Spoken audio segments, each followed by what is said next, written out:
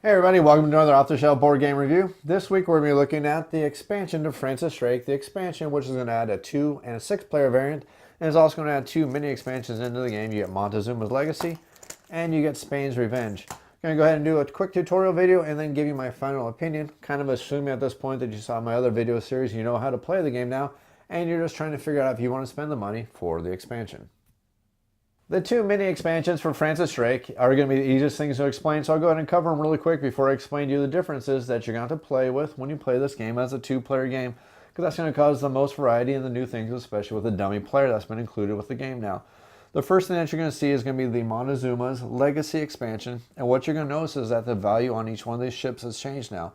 Instead of having a 4, a 6, and an 8, we now have a 3, we now have a 6, and we now have a 9 ship. Now the defenses on them are the same, but the amount of victory points on them has changed. Now these are going to be treated exactly the same. They're going to be shuffled up, and each one is going to be placed on one of their places on the game board, just like normal.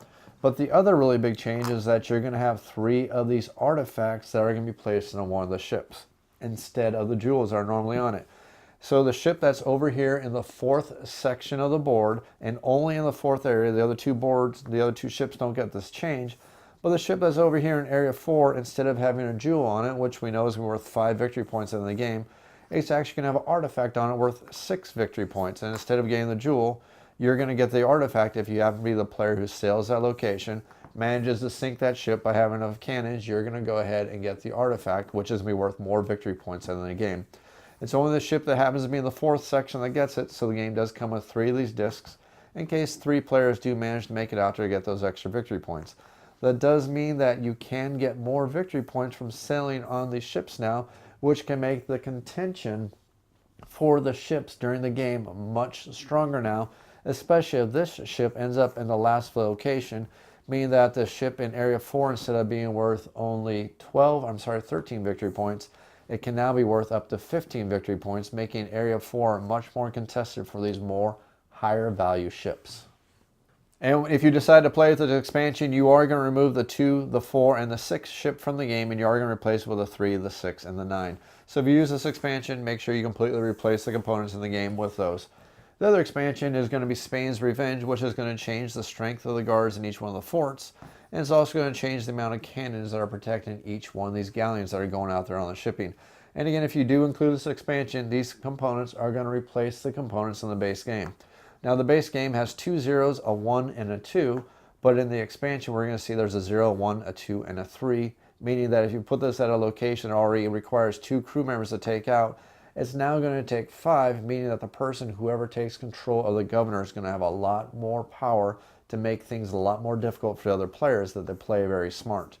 Same thing for the ships. Instead of being a 0, a 1, and a 2, we now have a 1, 2, and 3 for potential guardians of each one of these galleons. These are going to replace the tokens that are currently in the game, and again, it's going to be possible for some of these ships to have some very, very powerful protection requiring 6 cannons, and if you're the admiral, you can cause a lot of problems for the other players. The 6-player rules for the game aren't going to create a lot of changes beyond what you're already doing for the game anyways. The only thing you need to do is you're going to get this extra bar right here, which is going to replace the one currently on the game, which is just going to give a 6th spot for the purple player to use, so you know that all 6 players can use the docks. And then you're also going to add this little section of the board, which is going to be a spot, again, for the 6th player to dock their ship. So for a 6-player game, you're going to have an extra location. No real big change for the 6-player rules. The biggest change for the 2-player rules, though, is going to be the inclusion of a dummy player who's going to be competing for resources across Plymouth Harbor, which also means that there's not going to be a new set of discs or location cards for the game at all now for 2 players. You're basically going to use the 3-player locations, fill out the location board, and then every single player is going to be competing with this player who's also going to be fighting for these locations against the players. And after this, he's also going to sail and start taking out some of the locations on the board. And that's going to be a randomizer based on a die roll, and those are going to be locations that the players cannot sail to. And that's what's going to cause and create the additional difficulties for the 2-player game versus the dummy player. To play Francis Drake as a 2-player game, you're going to set the game up pretty much exactly like you would as a 3-player game. You're going to lay out the 3-player tiles, and you're going to lay out the players in a certain play order, however you want to randomize it, except the dummy player, who thematically is the older cousin for Francis Drake, is always going to be a 3rd player when it comes to Plymouth Harbor. But before you do the provisioning phase, and before every single provisioning phase, the players are going to figure out exactly which locations out here in the Spanish Main that the older cousin of Francis Drake is going to occupy, meaning those are locations that the players can never visit at all. And to do that, you're simply going to roll a 6-sided die and you're going to consult a chart, and 6 locations on the board are going to be taken out, and you cannot go those locations at all this round. And that's going to change every single round, because every single new round before every provisioning phase, you're going to roll the die again. You're going to get different locations. They're going to be completely blocked out by the dummy player, blocking those locations for the other player. So if we roll a 6, we're simply going to look at the chart, and we're going to see that the galleon in zone number 4 is going to be blocked out. That means I don't need to put any supplies there, because we know for a fact this location is inaccessible to the players, period, this round. We're going to look over, and we're going to see that the fort in zone 2 and the fort in zone 3 are both going to be taken out. So we simply cover the fort in zone 2, and then we're going to look for the fort in zone number 3, and we're going to cover that also, completely inaccessible to our players.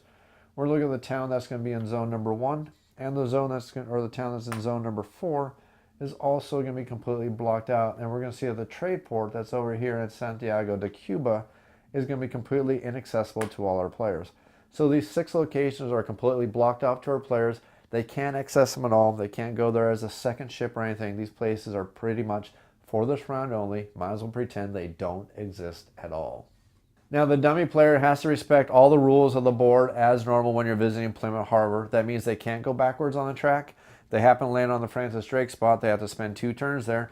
And if they have an investor tile and they land on the investor space, they still have to blow their investor token, as long as they still have it. If they don't have it, they're simply going to bypass that. And the dummy player is also going to maneuver by the roll of a die. You're basically going to roll the die, and if you roll a 1, 2, or 3, he's going to move 1 location over. If you roll a 4 or a 5, he's going to move 2 locations over. And if you roll a 6, he's going to move 3 locations over. And of course, he has to respect the rules of the game and follow all the rules that all the players normally do. He can't occupy a space that's already been taken. And he has to make sure, as always, he continues the normal path in Plymouth Harbor. So just to show you an example, if we have our game, we randomize who the first and the second player are. We're just going to say orange is the first player, red is second. Of course, remember the dummy player always happens to go third. So orange is going to take one of their discs. They're going to take this first crew member spot, and they're going to get their 2 supplies from taking that crew member spot. The orange or the red player is going to decide to go. They're going to take the shipyard location. Remember, the shipyard location is going to give you an upgraded ship. They're going to go ahead and do that. And then we're going to come to the dummy player who's going to roll the die. If we get a 1, we're going to move 1 space. So they're going to take the first location here on the crew, and they're going to get all the supplies from that location. And then we're going to go back to the orange player who's going to take their location, whatever they decide to take. They're going to get their resources. Red's going to do the same, getting their resources. And then we're going to go back to the purple dummy player who's going to roll the die. We're going to get a 4. Remember, 1, 2, 3 is move of 1. 4, 5 is move of 2. And a roll of 6 is a move of 3. So we need to move 2 spaces legally. So we can move. Can't move here because that space is completely blocked off. So we need to count legal movements. So we got legal movement here, so this will be number 1. We got legal movement here, so this will be space number 2. So we're going to go ahead and take the supplies from our location. Remember, we can't go backwards. So we're going to go back to the orange player. They'll go ahead and take the queen, just because that's what we're going to do in this example. The red player is going to go ahead and take the admiral, and now we get to go back to the dummy player, who again is going to roll the die. And we're going to look at our result. We're going to get a 5, so they're going to move 2 legal spaces. The space isn't available, so we don't count it. So the first space that's available is a tavern, so that's 1. The admiral isn't available, so we're going to skip it, so we're going to go to 2, so they're going to end up in the trade goods spot. They're going to continue going around the board, getting locations based on the roll of the dice, and they're going to end up wherever they're going to end up. You do want to make sure that if they do manage to get past dockside and land out here in the shipping lanes, you place their ship however they land. Because remember, the player who happens to get the governor is going to advance 1 space. And if it happens to be the orange player who gets the governor, he's going to go ahead and bump the purple player into the 3rd place. And now remember, the dummy player doesn't sail. He already has his locations out there, but it does affect the use of the governor, and it also can affect a player order. So if the dummy player happened to be first, and the orange player, again, got the governor, they're going to bump this player into 2nd. But since they don't sail, they're not really going to matter. They end up in last place, and red now becomes the 2nd player. Players are going to then continue the normal sailing phase like they would normally. Get all the resources, fight for all the locations, then you're going to clean everything up, reset the Plymouth Harbor, and then before you start the next provisioning phase, just like normal, you're going to roll the die and figure out exactly which locations are blocked off by following the chart. And again, The dummy player is going to follow along based on the roll of dice, and you're going to do that for all 3 turns, and those are the rules for the 2-player game. The Francis Drake expansion is basically 3 expansions all thrown into one single box, and depending on what kind of expansions you want, it's going to judge whether if you want to get this full box right here, or if you want to just get the single expansions themselves, because I believe you can still get them separately over on Eagle's website, and I'm pretty sure you can't. Last time I checked, I think it was about a month ago, I still saw them available. It may have changed by now, but I seriously doubt it. I still think you can get them at least on Amazon if Eagle's not carrying them anymore. So the really big question you need to ask yourself is, what do you want out of the big expansion? If you're looking to play Francis Drake as a 2-player game, getting the expansion is a no-brainer, especially if you want to steal some of the concepts for the 2-player game and include them in the 3-player game, kind of modified a little bit, but it's going to allow you to start blocking off certain sections of the game board, which is something that's desperately needed in the 2-player game, and that's why they include in the 2-player rules, and it's also something I think would have been better in the 3-player rules, but nobody's done an expansion that includes that yet, but I'm hoping sometime soon somebody's going to find something, or I'll probably just figure it out on my own, because it shouldn't be too hard to figure out just by stealing some concepts from the 2-player rules. Now, the game also includes a 6-player version of the game now, and 6 players makes the game even better than what it already is. The game is already great as a 5-player game. Adding in that 6-player makes the game even better, because now you're going to be contesting for these spaces even more, and I think there's 26 or 27 spaces on the board. Now, the fact that 2 players can get the Golden Hind, 2 players can get ghost ships, you're going to... Wait, no, something like that. Somebody do the quick math for me, but I think at the very end, it's very possible to have every single one of these spaces, with exception, I believe, just 1 space, completely filled up, which means that there's going to be a lot of competition for these spaces in the 6-player game, making the 6-player game extremely cutthroat for the Admiral, making it cutthroat for controlling the Governor, and it's going to get even more cutthroat when you start throwing these expansions, Spain's Revenge and also Montezuma's Legacy. What these 2 expansions have added to the game is they make it so the guardians of each one of these forts, instead of being 2 zeros, a 1 and a 2, you now only have 1 0, but now you have a 3 guardian, making some of these locations much, much harder to take over. If you put one of these guys over on the +2, that means there's going to be 5 crew members that's going to be required to take out that location, meaning that if you control the Governor, you can start causing a lot of damage in your other opponent's plans just by how many resources it's going to take for them to get those locations.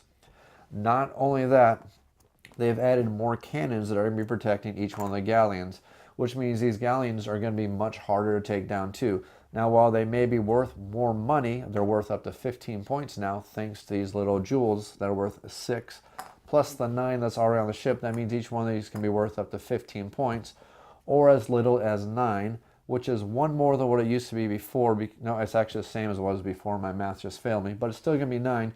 But you're still going to see the higher end is going to be worth a little bit more victory points, but they're also going to have potential for more protection on them, meaning that players are going to have to be judging their actions even more about how they want to do things. Overall, I think that if you want more for Francis Drake, all you want is a little more challenge, a little more variety, you'd be perfectly fine picking up these 2 expansions themselves. If you're looking to play the game as a 2-player game, definitely you want to pick up the 6th expansion, which is going to allow you to have a nice dummy player version to make sure that Plymouth Street is still going to be contested. And again, some of you know, if you've seen my videos, I'm not a huge fan of the dummy player. Luckily, the dummy player in this game is not overly complex, so that's not a big deal. And also, the 2-player rules are going to guarantee that the board gets much more contested, meaning that you can easily play this game with 2 players. And the addition of the extra ship makes this game even better as a 6-player game. This has been another off-the-shelf board game review looking at Francis Drake, the expansions, all the additions that come for the base game. If you have any comments or questions, leave them in the YouTube comments below. Contact me at my email address, otsbgr@gmail.com. If you forget it, it's the initials for Off the Shelf Board Game Reviews. Thanks for watching, and please subscribe.